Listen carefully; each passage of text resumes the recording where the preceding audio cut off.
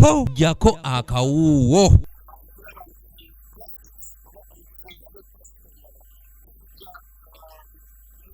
Uganda leero lweyagase ku nsi yonna mu kujjukiza bannansi obulabe obuli mu bintu bya pulastika na butya bwe bayinza okubirwanyisa oboolyawo ne bitatuusa bulabe bw'amaanyi ku bantu ng'ebikujjuko eby'omulundi guno bitandikidde ku State Square mu Kampala.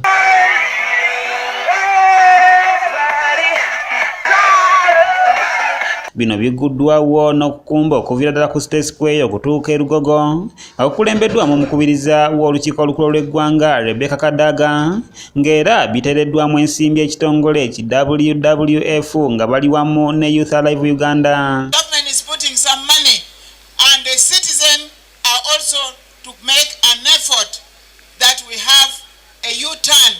If you say no to Kavera, you can go and buy meat using the saucepan or the bowls as it were before. Bw'abadde ayogerako wakati mu bikujjuko bino, Honorable Kadaga agambye nti etteeka ku buveera obuli waggulu wa microns 30 lyayita dda era nga bwawerebwa dda nga wano nno wasabidde bekikwatako okuteeka etteeka lino mu nkola n'okulemesa obuveera buno okuyingira mu ggwanga. Obuveera bulimu ebika bingi ogeza waliwo nga obusiba sukaali, obusiba amata, obuntu ng'obutoyinza kubugobera ddala naye waliwo bwe twawera mu mateeka nsaba nti abakungu bonna bekikwatako bafube nnyo babugane first of babugane okuyingira muno kubanga bukyajja waliwo gye buva ne bugenda mu katale abantu nabugula nga ate abo twasinga twamanyi kwawulawo obubi n'obulungi. Ono ategeeza ng'ensonga y'okulwanyisa pulastika bwe tutalina kugikwata na lusaagosaago olw'obulabe obw'amaanyi obubirimu nga bwagenda mu maaso n'okulambulula. Plastics of different types and some of them really dangerous. They are dangerous to the animals, dangerous to the environment, and sometimes people use them for cooking and then they endanger our lives. We can get cancer out of using plastic for cooking our food. So it's a matter which we should take seriously and ensure that we are alert to the plastics. Minisita omubeezi w'obutonde bw'ensi Honorable Beatrice Atimwanywa asinzidde wano n'asambajja ebibungeesebwa nti envumbo Palamenti gye yateeka ku buveera buno obuyina microns ezisukka 30 baagijjawo.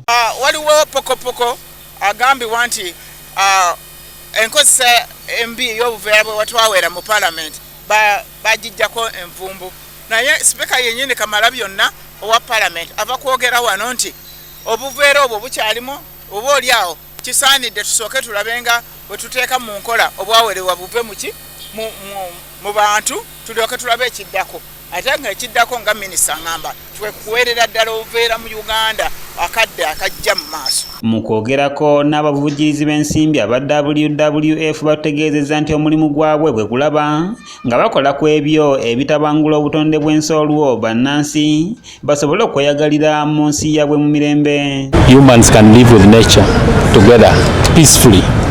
So if there's no peaceful coexistence of nature and people, then there's a problem.